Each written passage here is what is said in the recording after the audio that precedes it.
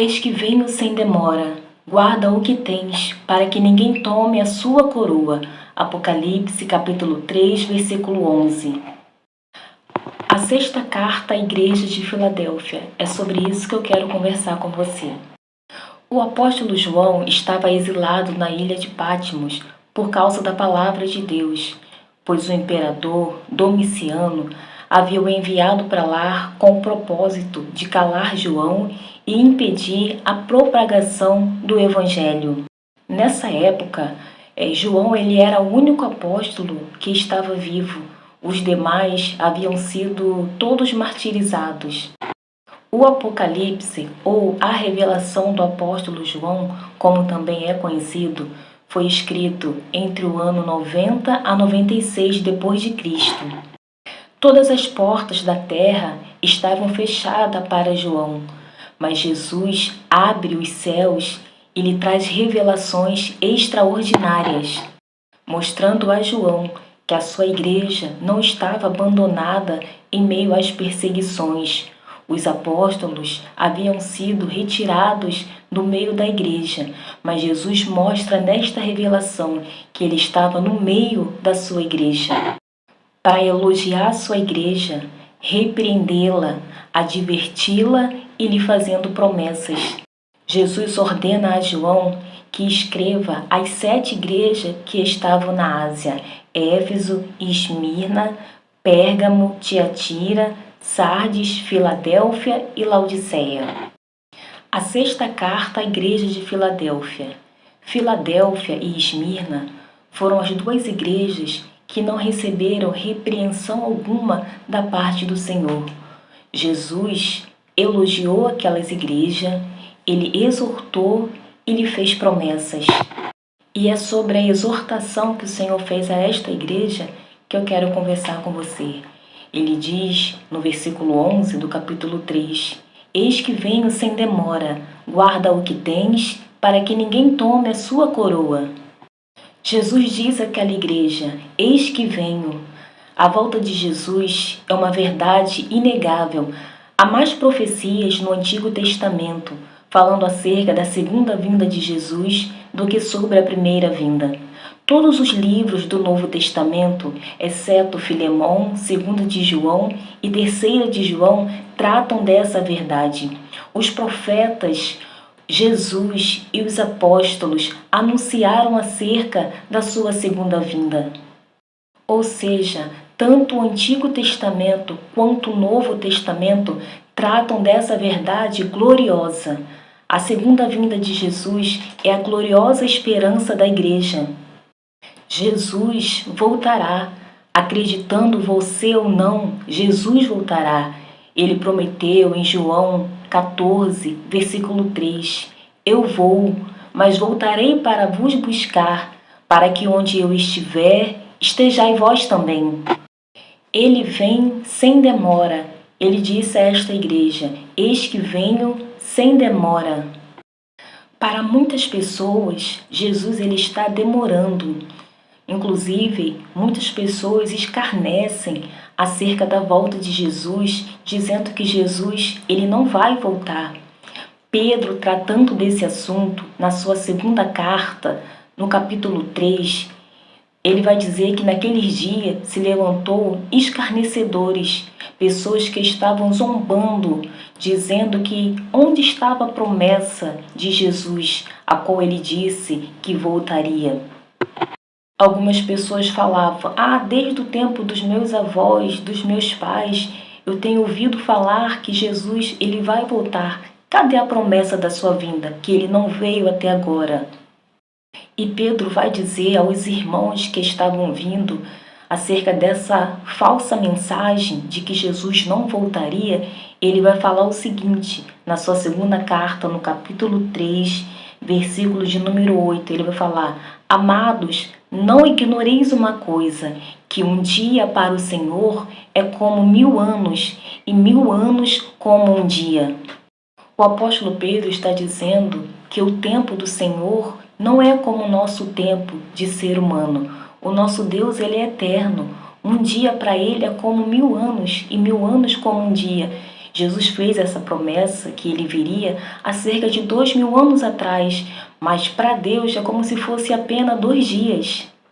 Mas ele vai explicar também no versículo 9 por que Jesus ainda não veio, por que ele ainda não voltou. E ele diz assim no versículo 9: O Senhor não retarda a sua promessa, mas é longânimo para convosco, não querendo que alguns se percam, senão que todos venham se arrepender. Ele fala: o Senhor é longânimo para convosco. Pedro não está dizendo aqui que Jesus não veio por causa de todas as pessoas, mas ele está falando convosco. Convosco quem? A sua igreja, o seu povo. Ele está se referindo àquelas pessoas que estão no meio do povo de Deus, estão ali dentro do povo de Deus, mas ainda não tomaram uma atitude mais séria, mais compromissada com Deus, não tem levado uma vida cristã séria, uma vida de compromisso com Deus e com a sua palavra. São pessoas que estão indecisas, estão meio lá, meio cá, não estão vivendo de conformidade com a palavra de Deus, com a vontade de Deus.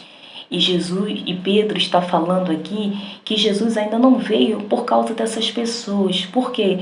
Deus não quer que ninguém se perca, Deus não quer que ninguém pereça, mas antes Ele quer que todos venham se arrepender.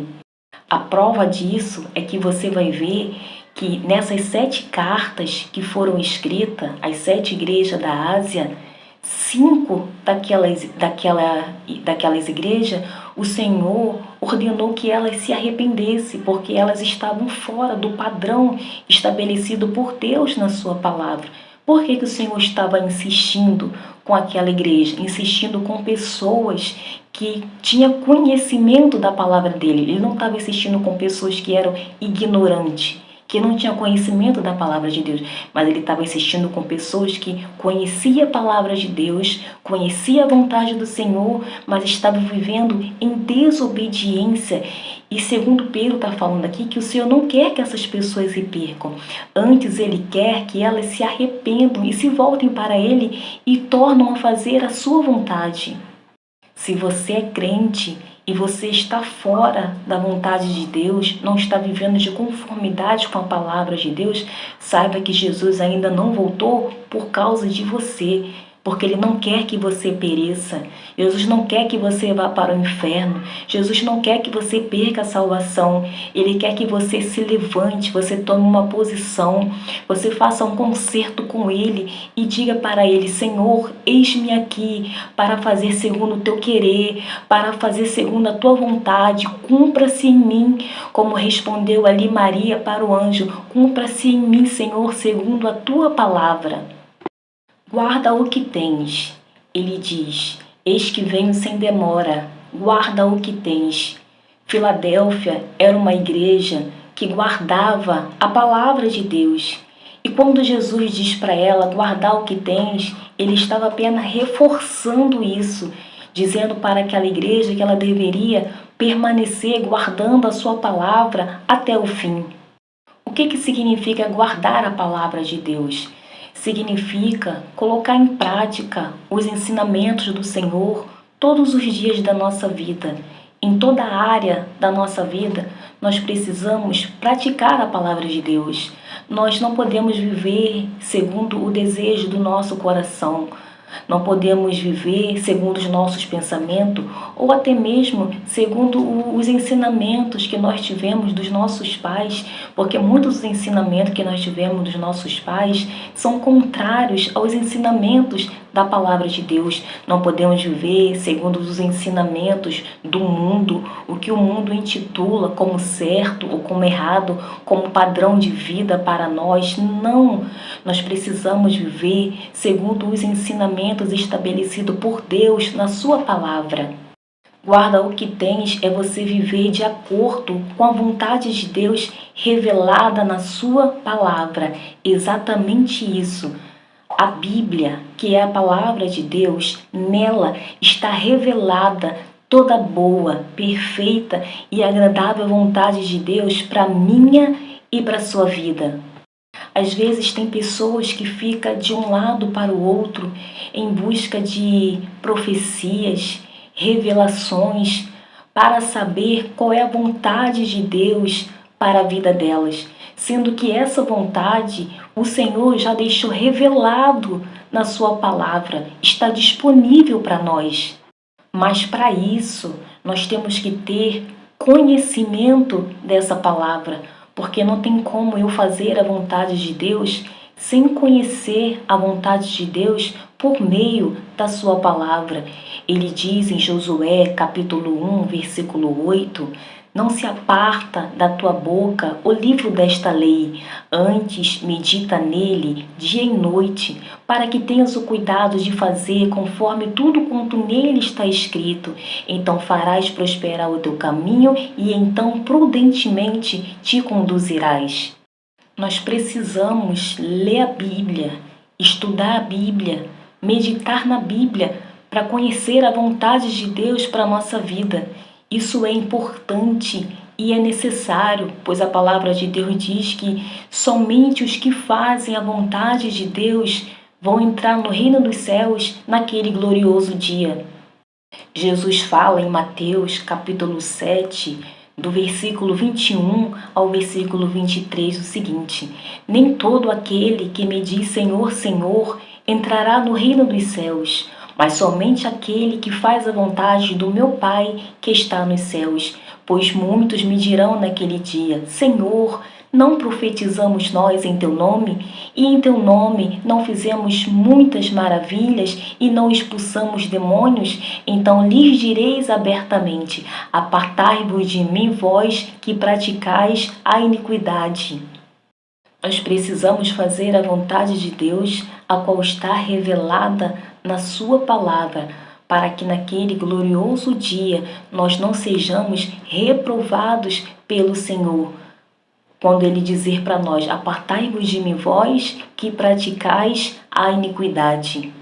Façamos como o salmista, no Salmo 119, verso 11, quando ele diz: escondi a tua palavra no meu coração, para não pecar contra ti. A palavra de Deus é toda a palavra de Deus. Todos os ensinamentos que estão escritos na Bíblia Sagrada é para nós colocarmos em prática no nosso dia a dia, seja qual for, ainda que a mensagem bíblica não seja palatável aos nossos ouvidos, ainda que não seja aquela mensagem que nós gostaríamos de ouvir, nós precisamos colocar aquilo que está escrito na palavra em prática e aceitar toda a palavra de Deus. Não podemos fazer como os discípulos em João capítulo 6 fizeram no dia em que Jesus trouxe uma palavra e eles julgaram que aquela palavra era muito dura. E diz que no término da pregação, eles dizem o seguinte: essa pregação, essa mensagem é muito dura, nós não podemos suportar. Então eles viram as costas e não querem mais seguir ao Senhor. Eles estavam dizendo que é muito difícil servir a Jesus, não dava para eles servir a Jesus. E hoje em dia muitas pessoas também têm agido dessa maneira. Elas abandonam Jesus, elas abandonam a igreja porque elas dizem: não, ser crente é muito difícil, ser crente é quase impossível, não dá para mim, eu não consigo, sinceramente não dá, não vou ficar, não vou continuar. E elas viram as costas para Jesus, viram as costas para a igreja e elas vão embora. Se por acaso você é uma dessas pessoas que tem feito isso, volte o mais depressa para a casa do Senhor, para a presença do Senhor. Talvez você não teve a experiência com Deus que você deveria ter, pois eu quero te dizer que servir a Deus é a melhor coisa neste mundo, é um privilégio, é uma satisfação muito grande. A palavra de Deus diz em Salmo o seguinte: provai e vede que o Senhor é bom. Talvez você esteve na igreja, esteve na casa do Senhor, mas você não provou o Senhor, você não teve um relacionamento com Deus, porque eu quero te dizer que quando verdadeiramente você conhece o Senhor, você vê quem é a pessoa de Deus, maravilhosa, gloriosa, bondosa, que não existe na face da terra pessoa melhor do que o Senhor, você não consegue deixar Ele, você não consegue abandonar Ele. Por mais que as suas forças sejam poucas, Você vê que nessa história que nós estamos meditando sobre a igreja de Filadélfia, ela era uma igreja fraca. O Senhor diz que mesmo ela tendo pouca força, ela guardou a sua palavra. Mesmo você tendo pouca força, quando você conhece o Senhor, sabe quem Deus é, o quanto Ele significa para você, você não abandona, você não larga. E eu convido você que se afastou de Deus, que abandonou a igreja, que você volte e que você tenha um relacionamento verdadeiro, genuíno com o Senhor, que você prove o quanto o Senhor é bom e você vai ver, nunca mais você vai querer abandonar esse Deus. Paulo fala em Romanos capítulo 8, a partir do versículo 35, quem nos separará do amor de Deus? Ele diz que nada, nem a perseguição, nem a angústia, nem o perigo, nem a fome, nem a espada. Ele fala nem a morte, nem a vida, nem os principados, nem o presente, nem o porvir. Fala, nada pode nos separar do amor de Deus. Então volte e experimente verdadeiramente esse amor com o Senhor. Mas ainda nesta passagem de João capítulo 6, quando muitos dos seus discípulos o abandonaram e foram embora, Jesus vira para os 12 que estavam ali e pergunta para eles, vocês também não querem se retirar? E Pedro toma a palavra e diz o seguinte para o Senhor, Senhor, para quem iremos nós? Tu tens as palavras de vida eterna, as palavras de Deus que estão na Bíblia Sagrada, são elas que nos conduzem à vida eterna. É impossível eu e você chegarmos aos céus sem essa palavra. Paulo fala à igreja de Colossenses no capítulo 3, no versículo 16, o seguinte, ele diz o seguinte, que a palavra de Deus habite abundantemente em vossos corações. Que assim seja na minha e na sua vida, que a palavra de Deus possa abundar, possa estar abundantemente no nosso coração. Para que ninguém roube a sua coroa, eis que venho sem demora, guarda o que tens, para que ninguém roube a sua coroa. Quem é que quer roubar a nossa coroa? Segundo Efésios, capítulo 2, versículos de 1 ao 3, diz que nós temos 3 inimigos terríveis. O inimigo de dentro, que é a nossa carne. O inimigo de fora, que é o mundo. E o inimigo que está ao nosso derredor, que é o diabo. E como podemos vencer esses inimigos? A palavra de Deus diz que para vencermos a nossa carne, nós precisamos andar em espírito. Em Gálatas, capítulo 5, versículo 16, nos diz, andai em espírito e não satisfareis as vontades da vossa carne. Quais são as vontades da carne, irmão, do ser humano sem Deus? A Bíblia diz, aqui em Gálatas, capítulo 5, a partir do versículo 19, o seguinte, que as obras da carne são estas, prostituição, impureza, lascívia, idolatria, feitiçarias, inimizades, porfias, emulações, iras, pelejas, dissensões, heresias, invejas, homicídios, bebedices, glutonarias e coisas semelhantes a estas. A lista é muito grande, é isso daqui e muito mais, como ele diz, de coisas semelhantes a esta. Então, o que nós precisamos fazer? Nós precisamos nos submeter ao Espírito Santo de Deus. Precisamos colocar Deus no centro da nossa vida, deixar que o Espírito Santo faça morada no nosso coração e tenha o domínio e ele venha dirigir as nossas atitudes, o nosso comportamento, os nossos pensamentos, entendeu? Então, quando nós fazemos isso, nós não andamos segundo os desejos da nossa carne. Vem a ira, vem a tentação do diabo, mas o Espírito Santo é Ele quem está reinando na minha e na sua vida. Então, automaticamente, nós não vamos fazer a vontade da nossa carne. Antes, nós vamos fazer a vontade de quem? De Deus, do Espírito Santo de Deus. Se nós seguirmos verdadeiramente as recomendações do Senhor, isso será possível para nós. Lembra em Mateus capítulo 26, na noite que Jesus ia ser preso, que ele chamou Pedro, Tiago e João e levou eles até o Getsêmani, no lugar onde ele costumava orar, e ele disse: ficai aqui comigo e vigiai. E ele disse para os discípulos para que eles estivessem em oração com ele, e Jesus se afastou um pouco e foi orar, e esperando que os discípulos viessem orar também. Quando Jesus volta até os discípulos, ele encontra eles dormindo. Então ele chega para os discípulos, para Pedro, e fala o seguinte: nenhuma hora vocês podem velar comigo, vigiai e orai, para que não entreis em tentação. O espírito está pronto, mas a carne é fraca. Jesus estava ali ensinando aos discípulos que a vontade da carne, ela não vai prevalecer se nós verdadeiramente nos submetermos à vontade de Deus. Jesus estava mostrando ali o que Deus queria que eles fizessem. O Senhor queria que eles vigiassem e orassem, porque se eles vigiassem e orassem, eles iriam estar preparados quando a carne se levantasse, o desejo viesse ali, eles teriam domínio, eles teriam força suficiente para vencer a sua carne. Mas o que eles fizeram? Eles desobedeceram à vontade de Deus. Eles não oraram e automaticamente também não vigiaram. Então, quando surgiu a situação ali, que a ira veio ali, sobre Pedro e sobre os demais discípulos, o que eles fizeram? Eles não tiveram domínio próprio. O domínio próprio é um fruto do Espírito. Está lá em Gálatas capítulo 5, versículo 22. Então, eles não tiveram domínio próprio. Eles não tiveram capacidade ali para poder vencer os desejos da sua carne. Então, o que Pedro fez?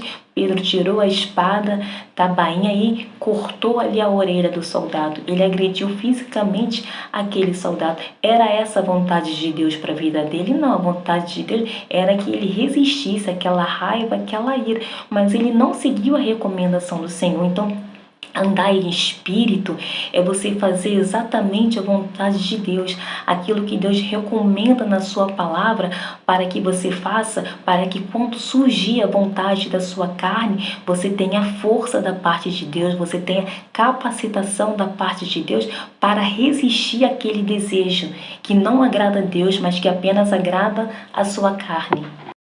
E agora, como vencermos o mundo? A palavra de Deus diz aqui na primeira epístola de João, no capítulo 5, versículo de número 4, que esta é a vitória que vence o mundo, a nossa fé. É mediante a nossa fé em Jesus e na sua palavra que nós conseguimos vencer o mundo, porque o mundo está a todo momento com as suas ideias, com as suas filosofias, tentando nos levar a desacreditar da Bíblia, a desacreditar que a Bíblia é a palavra de Deus. Algumas pessoas, você já ouviu falar por aí, dizendo que a Bíblia deve ser reescrita novamente, que nós não devemos levar a Bíblia ao pé da letra, que não é tudo assim, que isso daqui era para o passado, não é agora para o presente. Desmentindo completamente a palavra de Deus e querendo que a gente aceite isso, querendo que a gente aceite as suas ideias, as suas conclusões acerca da Bíblia Sagrada.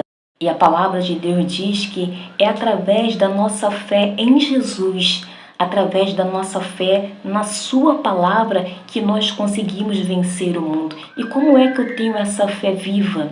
Como é que eu tenho essa fé inabalável em Deus e em sua palavra? Por meio da própria palavra, porque a fé genuína, a fé verdadeira, ela vem pela palavra de Deus. Em Romanos, capítulo 10, versículo 17, está escrito que de sorte que a fé, ela vem pelo ouvir e o ouvir da palavra de Deus. E como nós vencemos o diabo? Em Tiago 4, versículo 7 diz: sujeitai-vos, pois, a Deus, resisti o diabo e ele fugirá de vós. Você percebe que tanto a carne, quanto o mundo, quanto o diabo, é necessário que nós tenhamos uma sujeição à palavra de Deus para vencermos esses terríveis inimigos. Preste atenção, não adianta você pegar a sua Bíblia e colocar ela aberta no Salmo 91 na sua estante ou na cabeceira da sua cama, achando que você vai espantar o mal. você vai espantar o maligno, você vai espantar a peste perniciosa, não. Isso não vai acontecer. O diabo, ele só fugirá se você se sujeitar a Deus. Você pode prestar atenção que nesse Salmo de número 91, as promessas ali, elas decorrem de uma vida de alguém que está habitando em Deus. O Salmo começa dizendo o seguinte, que aquele que habita no esconderijo do Altíssimo, a sombra do Onipotente descansará. Ou seja, você vai ser protegido dos ataques do maligno, ele vai fugir de você se você estiver habitando em Deus. Não se trata de um visitante que uma vez ou outra vai até Deus, mas se fala de alguém que está morando em Deus, se refugiando em Deus. Então, quando você e eu, nós fazemos isso e resistimos o diabo, então ele foge de nós. Você vê que a exemplo disso é Jesus quando estava no deserto. Em Mateus capítulo 4 diz que o Espírito Santo havia conduzido Jesus lá para o deserto. E Jesus estava fazendo o que no deserto? Ele estava se consagrando a Deus, ele estava jejuando, ele estava orando, dedicando sua vida a Deus. Então, quando o diabo vem tentar o Senhor, Jesus ele está capacitado para poder resistir o diabo. Ele resiste o diabo através de uma vida consagrada a Deus, por meio da palavra de Deus. E o diabo, ele foge, ele se ausenta do Senhor. É claro que outras vezes, de outras formas, de outras maneiras, ele volta a atacar ao Senhor novamente. Mas todas as vezes que ele vinha atacar o Senhor sempre resistia ao diabo. O Senhor sempre vencia o diabo porque sua vida era consagrada a Deus, dedicada a Deus, uma vida ali guardando a palavra de Deus. Assim também é eu e você, se nós tivermos uma vida consagrada a Deus, uma vida dedicada a Deus, o diabo ele vem tentar, o diabo ele vem nos atacar, sim, porque ele foi tentar e atacar Jesus, mas da mesma maneira que Jesus venceu o diabo e derrotou o diabo por meio de uma vida santa, por meio da palavra de Deus, assim também não será diferente comigo e com você. E para terminarmos, ele diz, para que ninguém roube a sua coroa. A coroa aqui não é de ouro, não é de prata, não é de bronze, não é de diamante, não é de esmeralda e de qualquer outra pérola, né? Outra joia preciosa que se tem por aí. Jesus está falando aqui acerca da coroa da vida. Ele está falando da vida eterna. Não existe bênção maior, superior do que a vida eterna. A coroa da vida também é chamada em outras partes da Bíblia como coroa da justiça e coroa de glória. Jesus tem essa coroa para dar a todos quanto amarem a sua vinda. Veja o que a palavra de Deus diz aqui em 2 Timóteo capítulo 4, versículo 8. Olha o que Paulo diz. Desde agora a coroa da justiça me está guardada, a qual o Senhor, o justo juiz, me dará naquele dia, e não somente a mim, mas também a todos os que amarem a sua vinda. Jesus tem essa coroa da vida para dar para todos. Para isso ele veio, para nos dar vida e vida com abundância, para nos dar a vida eterna. A palavra de Deus diz em João capítulo 3, versículo 16, que Deus amou o mundo de tal maneira que deu o seu Filho único, para que todo aquele que nele crê não pereça, mas tenha vida eterna. Em João 10:10, Jesus disse que ele veio para nos trazer vida e vida com abundância. Foi para isso que Jesus veio a este mundo, para nos trazer vida, vida eterna. E é essa coroa de glória que o Senhor tem reservado para entregar para todos aqueles que forem fiéis a Ele até o fim. Ele disse à igreja de Esmirna, no capítulo 2, versículo 10, "Sê fiel até a morte e dar-te-ei a coroa da vida. Eis que venho sem demora, guarda o que tens, para que ninguém tome a sua coroa." Se você gostou desta mensagem, se Deus falou o seu coração por meio dela, Compartilhe ela com outras pessoas, para que outras pessoas também possam ser edificados pela palavra de Deus. Seja um cooperador do reino de Deus. Talvez você seja uma pessoa um pouco tímida para poder falar, mas Deus está te dando a oportunidade hoje de partilhar esse vídeo, porque esse vídeo pode chegar até a vida de alguém e essa pessoa ser alcançada por meio dessa mensagem. Então, seja um missionário, seja um pregador da palavra de Deus. Envie esse vídeo, compartilhe este vídeo e que Deus te abençoe em nome de Jesus.